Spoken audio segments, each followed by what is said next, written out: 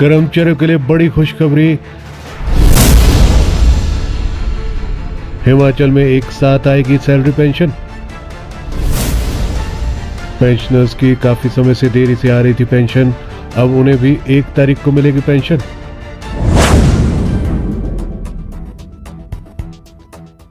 हिमाचल की सुक्खू सरकार नव वर्ष पर सरकारी कर्मचारियों और पेंशनर्स को तोहफा देते हुए नए साल के पहले ही दिन बुधवार को वेतन और पेंशन का भुगतान एक साथ कर देगी। इससे पहले राज्य सरकार ने भारत सरकार से ट्रांसफर होने वाले राज्य के हिस्से के पैसे के शेड्यूल के अनुसार भुगतान की प्रक्रिया बनाई थी। इससे वेतन पहले और पेंशन बाद में आ रही थी। हालांकि नव वर्ष को देखते हुए इस महीने सरकार कर्मचारी और पेंशनर्स को एक साथ भुगतान करेगी। इसके लिए राज्य सरकार से निर्देश मिलने के बाद मुख्य सचिव प्रबोध सक्सेना ने सारी प्रक्रिया पूरी कर ली है। क्योंकि फाइनेंस सेक्रेटरी देवेश कुमार इन दिनों छुट्टी पर है, इस भुगतान के लिए विधानसभा के शीतकालीन सत्र के दौरान राज्य सरकार ने 500 करोड़ का एडवांस लोन भी ले लिया था। एडवांस लोन इसलिए लेना पड़ा था क्योंकि दिसंबर तक की लोन लिमिट पूरी हो गई थी और अंतिम तिमाही के 3 महीनों के लिए लोन लिमिट अभी जनवरी मध्य में भारत सरकार से बताई जाएगी। हालांकि 1 तारीख को होने वाले इस भुगतान के बावजूद आगामी कुछ महीनों में भुगतान का शेड्यूल अलग हो सकता है। इसके लिए मुख्य सचिव ने वित्त विभाग को फाइल पर मैटर भेजने को कहा है।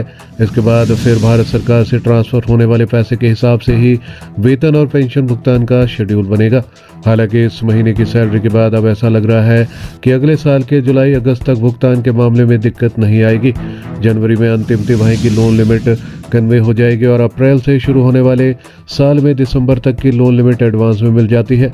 अगले साल राज्य सरकार के लिए सबसे बड़ी चुनौती रेवेन्यू डेफिसिट ग्रांट में हो रही कटौती है, जो करीब 52% कम हो जाएगी। इस स्थिति का सामना कैसे करना है, इसके लिए राज्य सरकार के अगले बजट को देखना होगा।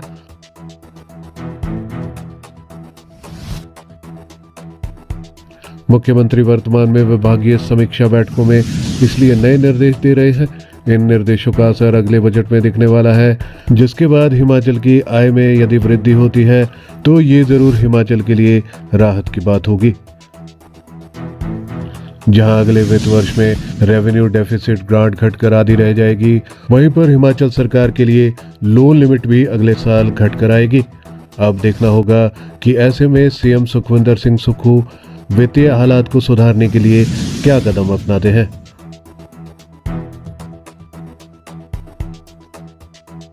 कड़ी शर्तों के साथ सीमावर्ती क्षेत्र को 21.40 करोड़, साथ में केंद्र ने प्रदेश सरकार को दी चेतावनी। केंद्र सरकार ने चीन सीमा से सटे क्षेत्रों के लिए कड़ी शर्तों के साथ बजट जारी किया है। केंद्र ने 2 टूक निर्देश दिए हैं कि नियमानुसार बजट खर्च नहीं किया तो इसे अगले बजट से घटा दिया जाएगा।